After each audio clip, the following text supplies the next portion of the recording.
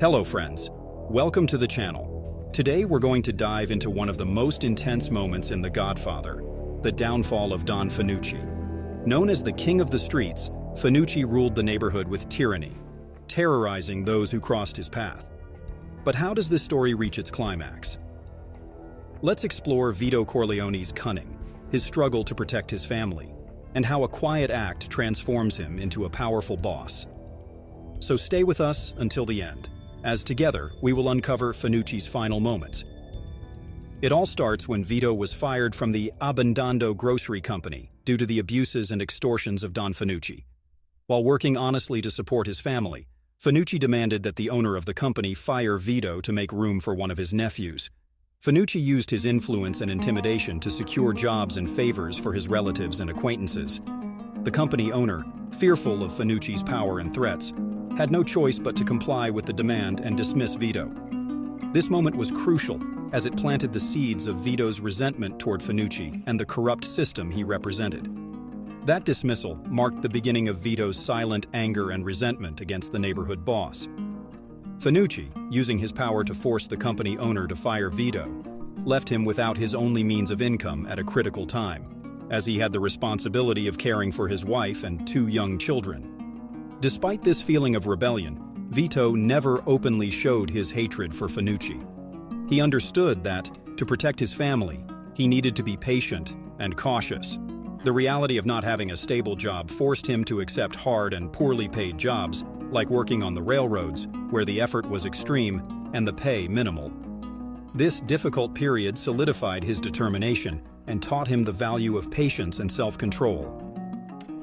In his new job on the railroads, Vito faced a hostile and degrading environment. The American and Irish foremen constantly insulted him, treating him disrespectfully and mocking his immigrant background. However, Vito pretended not to understand the insults, remaining silent and continuing to work hard. He knew that responding or confronting the foreman would only bring him more problems and jeopardize the little money he was earning to feed his family. By staying calm and indifferent, Vito avoided unnecessary conflicts and kept his focus on survival. This attitude not only demonstrated his intelligence and patience, but it also reinforced his ability to endure hardships, qualities that would be essential in his future rise in the world of organized crime. Over time, work on the railroads began to dwindle, leaving Vito Corleone once again unemployed and without a means to support his family. The situation was critical since he no longer had the minimal stability that the hard work had provided. Vito needed to find another way to ensure the survival of his wife and children, facing the harsh reality of an Italian immigrant in New York struggling to survive. It was during this period of difficulty that Vito met Peter Clemenza, a neighbor who would become an important figure in his life. Clemenza, involved in illicit activities, saw Vito's potential and suggested that he help him with a small scheme, storing stolen guns in his house. This partnership marked Vito's introduction to the world of crime.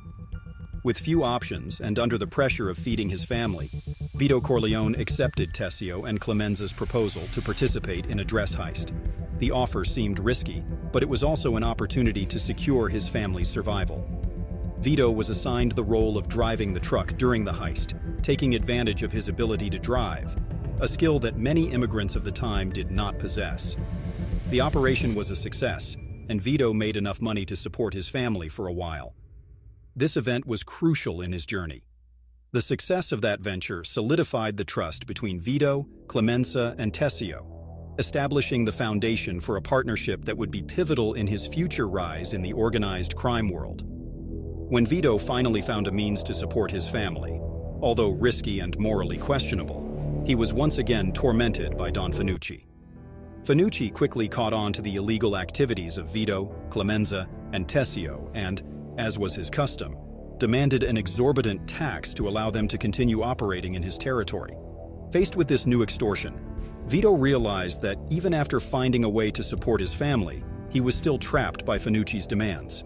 The amount demanded was so high that it made it impossible for Vito and his partners to make any significant profit, keeping them as prisoners under him. Tired of being exploited and seeing that he could not grow or thrive with Fanucci in control, Vito decided it was time to act. Don Fanucci cultivated a reputation as an influential member of a powerful criminal faction.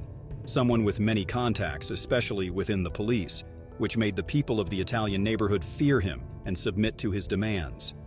His aura of untouchability kept everyone under control, believing that he was someone impossible to challenge. However, Vito noticed that Fanucci's reputation was more of a facade than a reality. One day, Vito witnessed a scene that confirmed his suspicions. He saw Fanucci being attacked in an alley by a group of young men tired of being exploited by him. They cut his face to teach him a lesson. But, curiously, Fanucci did not respond efficiently as a true Don would. He simply hired a hitman and did not seek revenge through his supposed powerful contacts.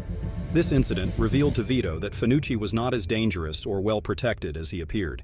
In reality, he was a man who used intimidation and fame to seem more powerful than he really was. Realizing Fanucci's fragility and the fact that his power was sustained only by fear, Vito decided that he could face this enemy and eliminate him, knowing that the supposed network of protection was just an illusion. Vito knew that Fanucci not only represented a threat to his profits, but also to everything he was trying to build for his family's future. The amount Fanucci demanded was so high that it would make the business unviable, and that meant Vito would remain trapped in misery with no opportunity to thrive. In the decisive scene where Vito Corleone prepares to confront Don Fanucci, the tension is palpable. During a festival in the streets, with the excitement and noise of the celebrations masking what is about to happen, Vito moves silently, taking advantage of the distraction to approach the building where Fanucci is. He knows that this is the perfect opportunity to act, away from prying eyes and possible informants. Vito enters the building, his heart racing but his mind focused. The atmosphere is dark and silent, in contrast to the noise outside. He heads to meet Fanucci, who is in his apartment, unaware of what is about to happen.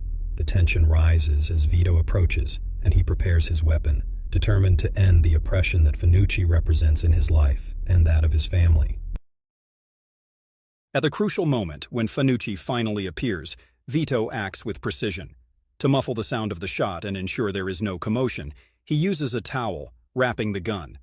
The sound of the shot is muted, and Fanucci is hit.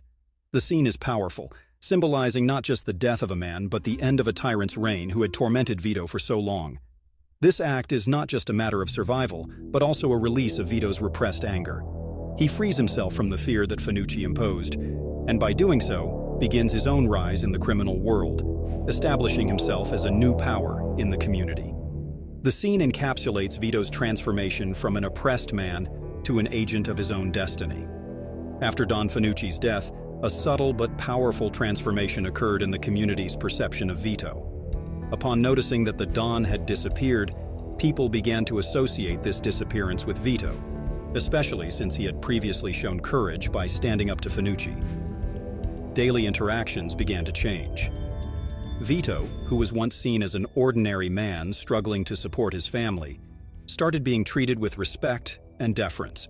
The way neighbors and acquaintances behaved toward him spoke volumes.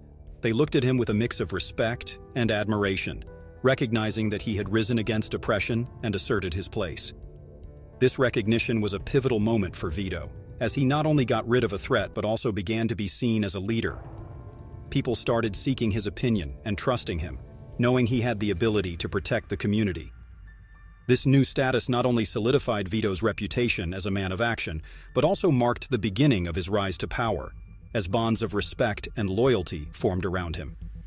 The absence of any retaliation or police action also suggested that Vito wasn't in conflict with the organization Fanucci claimed to belong to, which reinforced the idea that Fanucci wasn't part of a powerful organization. Thus, in the Sicilian community's mindset, many believed personal justice was an acceptable way of solving problems. Vito's action was seen as a solution to an issue that had tormented everyone, solidifying his position as someone who could bring peace and order. If you liked the video, subscribe, leave a like, and share it with your friends who also love The Godfather and classic cinema. Your support is crucial to keeping the channel going. Thank you very much, and see you next time.